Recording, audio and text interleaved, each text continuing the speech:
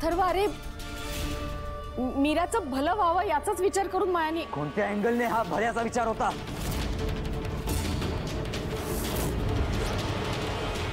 कोणत्या अँगलने? अरे ही एकटीच बडबड करत असते. काका, मी पण तुम्हाला स्वतःशी बोलताना बघितलंय. त्याचं काय?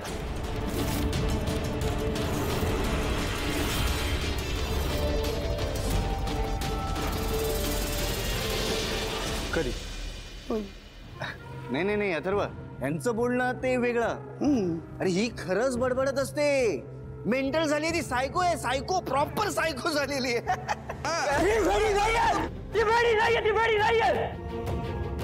आणि तू मध्ये बोलायचं नाही. हा हा नाहीये. तुला या घरात मी राहू देतोय, उपकार समज.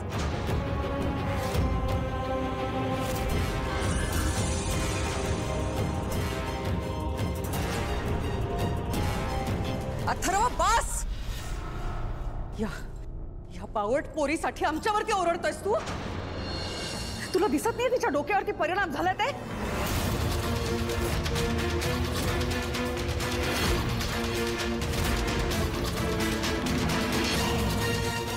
आणि अथर्व, मी जर का तिला हॉस्पिटलला पाठवलं नसतं आणि वेदा बरोबर काही वेडवाकडे झालं असं म्हणजे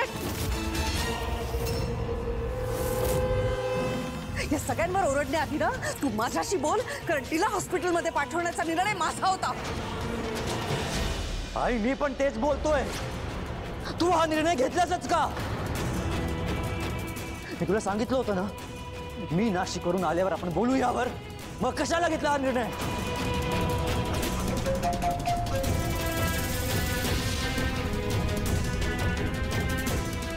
मग काय बिघडलं त्यात अथर्व?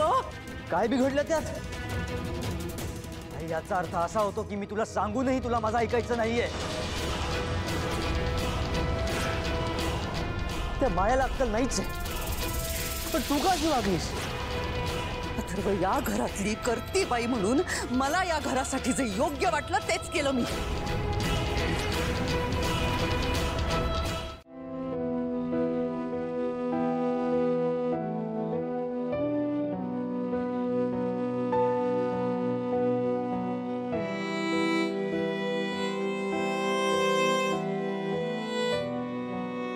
काय झालं मीरा, अशी एकटी का उभी?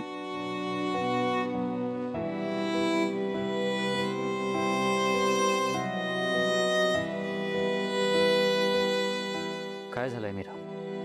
काही नाही. आई साहेबांनी तुमच्यामध्ये वाद व्हायला नको होता.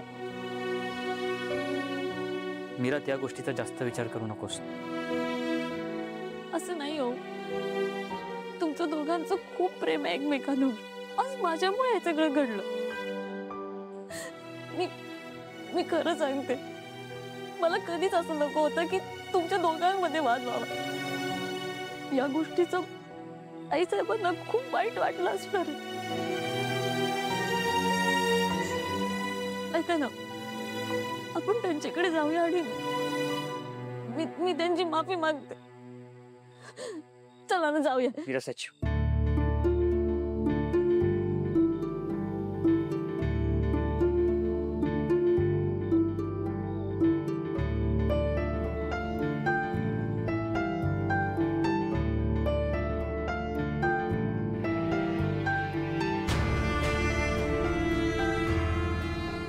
माझा तुझ्यावर पूर्ण विश्वास आहे.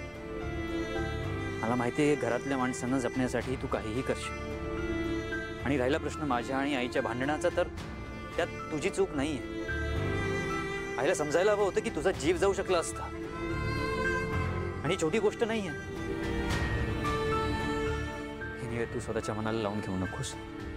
जा आणि आराम कर.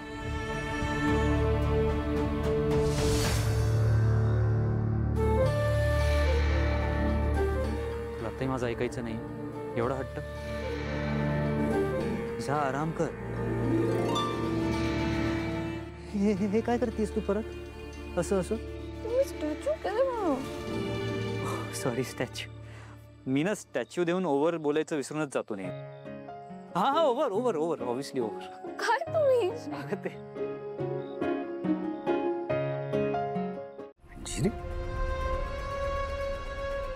काय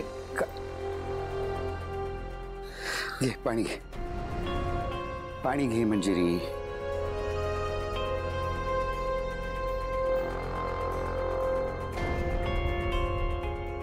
सावकाश.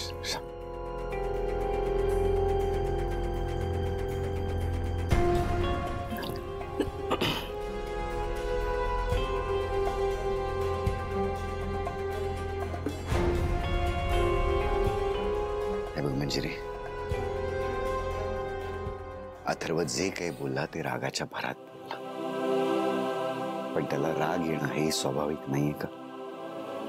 मीरावर उपचार होणं गरजेचं आहे, पण पद्धत चुकली ना मंजिरी. मीराला ज्या हॉस्पिटलमध्ये तुम्ही ऍडमिट केलं ते हॉस्पिटल कसं आहे हे बघण्याची जबाबदारी तुझी नव्हती का? इथे पण माझं चुकलं. ते बरोबर आहे तुमचं, ती लाडकी सून आहे ना तुमची, तुम्ही तिचीच बाजू घेणार. ती आपल्या अथर्वच्या मनात विष पेरते, दिसत नाहीये का तुम्हाला?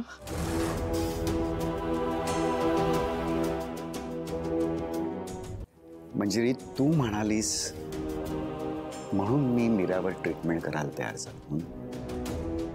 मीराविषयी शंका घ्यायला जागा आहेत, मान्य आहे, पण त्याच मीरामुळे वेदामध्ये बदल घडतात ना. मग तिच्याविषयी असलेल्या सगळ्या शंका गळून नाही पडत का? तुमच्या मनातला गोंधळ कळतोय मला,